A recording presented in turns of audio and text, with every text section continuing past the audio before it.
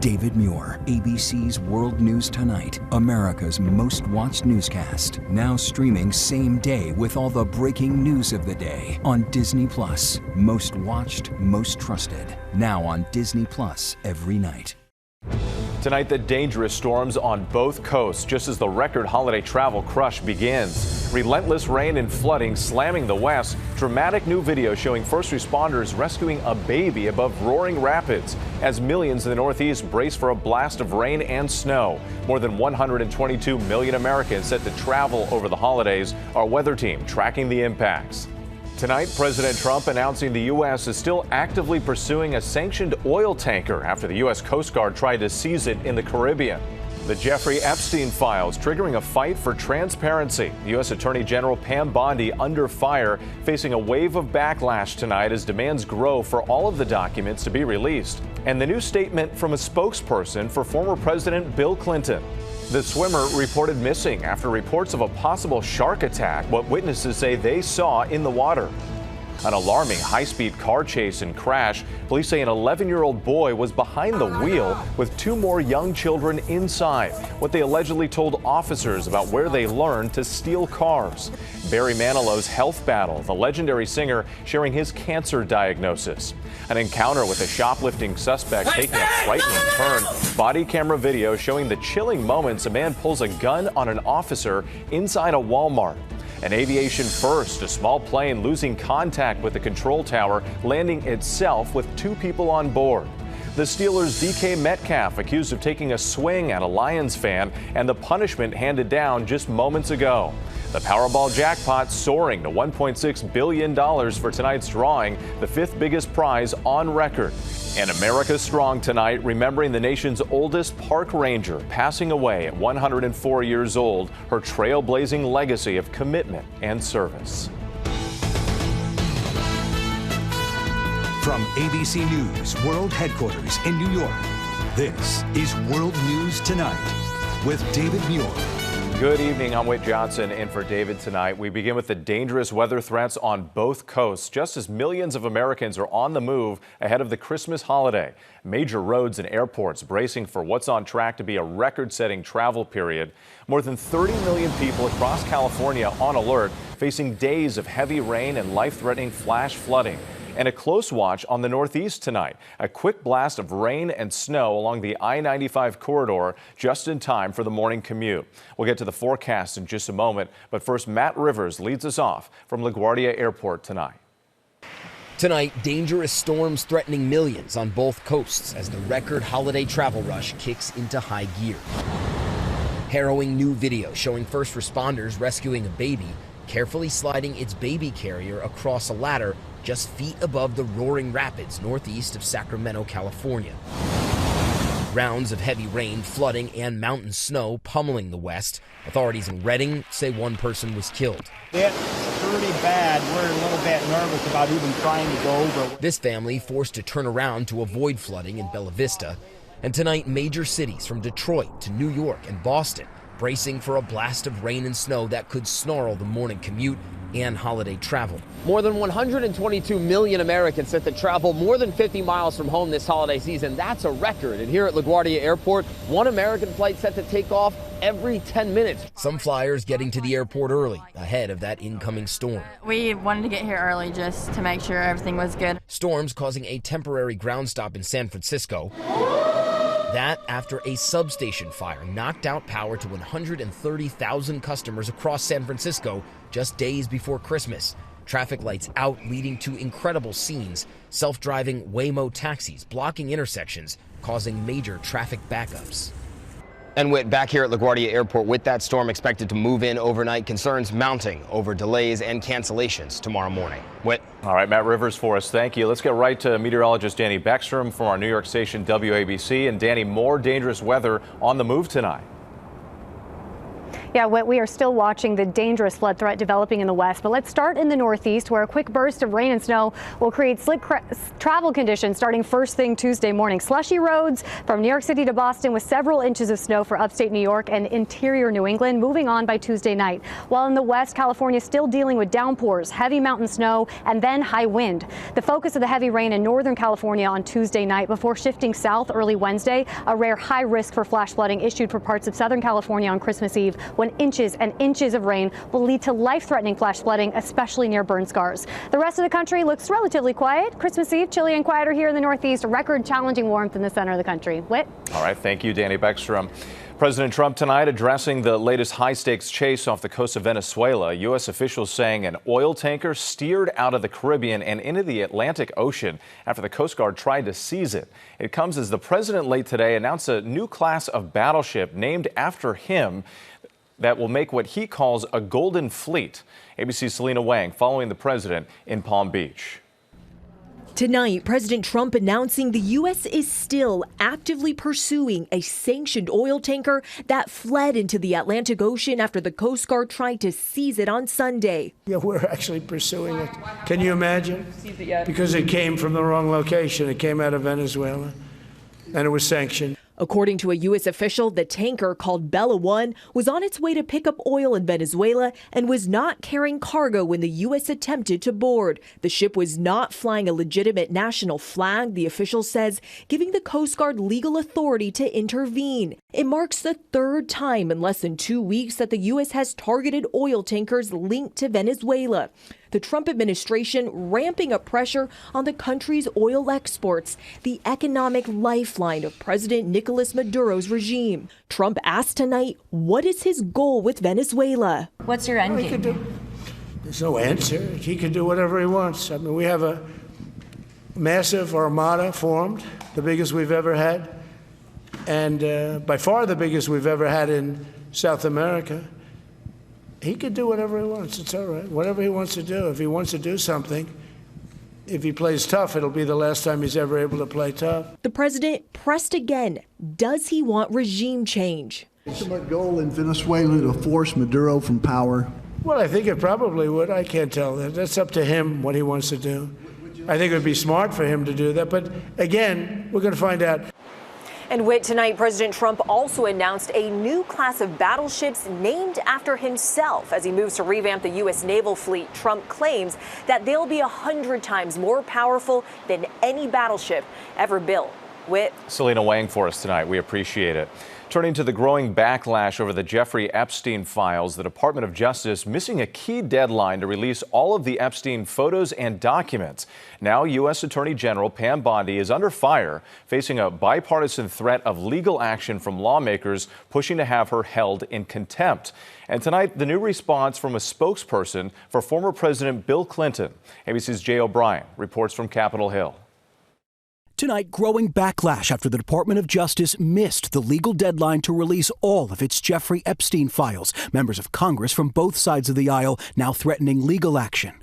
The two congressmen behind the new law forcing the release of the files, pressing for a House vote to hold Attorney General Pam Bondi in contempt. They're flouting the spirit and the letter of the law. It's very troubling, the posture that they've taken. By law, the DOJ had until last Friday to release all of its Epstein-related records. But sources tell ABC News what the department published was just a fraction of its Epstein files, and reams of released records are heavily redacted, entire pages blacked out.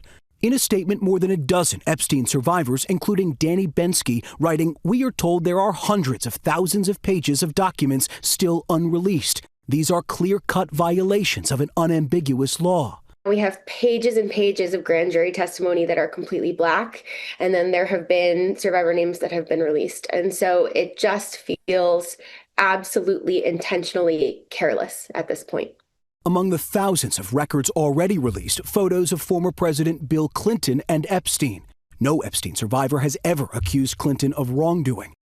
And tonight, a Clinton spokesperson challenging the DOJ to immediately release any remaining materials referring to, mentioning, or containing a photograph of Bill Clinton. Refusing to do so will confirm the widespread suspicion the Department of Justice's actions to date are not about transparency, but about insinuation. Tonight, in his first remarks since the files started to be released, President Trump asked about the photos made public so far. A lot of people are very angry that pictures are being released of other people that really had nothing to do with Epstein, but they're in a picture with him because he was at a party, and you ruin the reputation of somebody. So a lot of people are very angry that this continues. And with the DOJ drawing scrutiny tonight for removing more than a dozen previously released photos, including one of President Trump saying it was double checking to make sure the identities of victims were not released. This photo was later restored. The Deputy Attorney General promising that any photo or mention of President Trump in these files will be made public. Whit. All right, Jay O'Brien, thank you for that. Tonight, a swimmer who witnesses say was attacked by a shark is missing off the coast of Monterey, California. The 55-year-old woman last seen Sunday afternoon. Here's ABC's Melissa Adam with the latest on the search efforts. Tonight, a woman still missing off the central California coast after a possible shark attack, setting off an urgent search. Possible water rescue, 630 Ocean View, the Lover's Point. It looks like it's going to be a shark sighting. The first calls coming in around noon on Sunday, according to Pacific Grove Police. A group was in the area near Monterey for a weekly swim, but one of the swimmers never returned. Something we got was that the subject was about 50 to 100 yards from shore. There was a large splash that was seen by a witness up here on the shoreline, and from that, all the other swimmers came in because they thought maybe it was possibly a shark attack. The U.S. Coast Guard telling ABC News at least one witness reported seeing a shark with a person in its mouth before it went back underwater, but they are still investigating. Police say the missing swimmer is reported to be a 55-year-old blonde woman with blue eyes. Late today, the Coast Guard suspended its search for that swimmer who remains missing. This as several beaches along California's central coast will be closed through tomorrow. Okay, Melissa Don, thanks so much. Now to the wild police chase involving an 11-year-old driver and two other kids who police say learned to steal and drive cars on the internet. The car ended up crashing into a house in Cleveland, and the video tonight of the three young suspects caught and placed in handcuffs. ABC's Stephanie Ramos with new details. Tonight, dramatic new video showing police in hot pursuit of a stolen car in Cleveland with three young children inside. The dangerous chase reaching speeds of more than 70 miles per hour before suddenly the car crashes into a house. Several children seen running away as police arrive. Body camera video shows the moment officers caught the young suspects at gunpoint. On the ground! On the ground! On the ground right now! You're in there? Get over here now! A 12-year-old boy, an 11-year-old boy who police say was driving, as well as his 8-year-old brother. We'll call parents in a second. You guys are doing good. Thank you for complying. Going to jail? We're not going to jail right now. You're going to be detained, okay? Just keep on. All placed in handcuffs. Tonight, authorities say the children told officers they learned how to steal cars by watching videos online. And Whit, the three kids were not injured. They're now facing charges in juvenile court. Whit. Such an alarming case. Stephanie Ramos, thank you. A routine shoplifting incident at the Walmart in Canton, Ohio turned into a terrifying scene last week when the thief suddenly pulled a gun on the police officer making the arrest.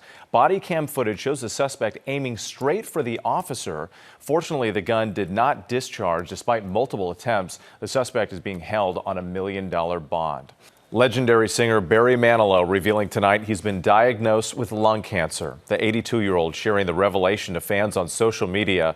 Manilow putting his concerts on pause and preparing for surgery. Here's ABC's Victor Oquendo. Oh, I can't smile without you. Tonight, Barry Manilow, the iconic American singer and songwriter with a career spanning more than 60 years, revealing he has lung cancer. Looks like we made it.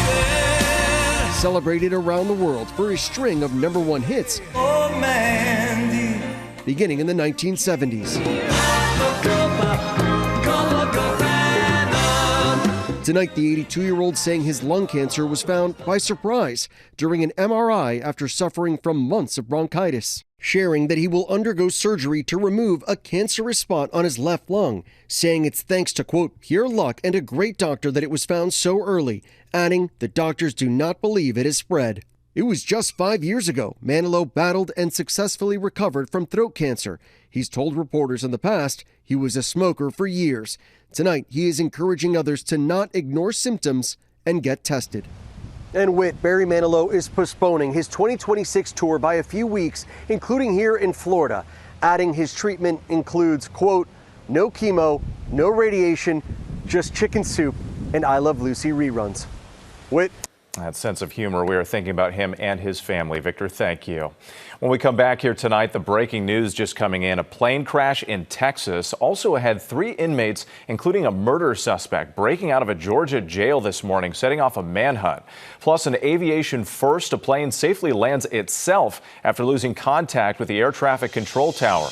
And the NFL handing down a punishment after a physical exchange between DK Metcalf of the Pittsburgh Steelers and a Detroit Lions fan. Next tonight, breaking news, a small plane crash near Galveston, Texas. Just moments ago, the Mexican Navy confirming that one of their planes on a medical support mission went down near Galveston. The Coast Guard launching a boat and helicopter to search for the plane. Multiple agencies are on the scene, and the FAA is heading there as well. Tonight, there are reports of casualties. The urgent search for 3 inmates, including a murder suspect. The 3 escaped from DeKalb County Jail early this morning. Stevenson Charles is accused of murder and armed robbery. The other 2 inmates face charges that include armed robbery and arson. Authorities say they should all be considered armed and dangerous.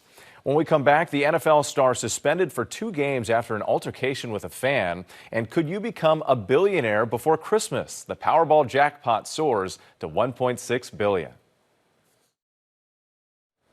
To the index now, what could be a remarkable aviation first, a small plane switching to automated technology for an emergency landing. It happened after the cabin lost pressure and the 2 pilots aboard the plane were forced to use oxygen masks on Saturday. The plane landed safely at an airport near Denver. Both pilots are okay. The FAA is now investigating. The NFL suspending the Pittsburgh Steelers' DK Metcalf for 2 games after an altercation with a Detroit Lions fan yesterday. Metcalf appears to grab the fan, then shove him. The fan claims that Metcalf was upset about being called by his full name. His attorney also denying a report that the fan used a racial slur during the encounter.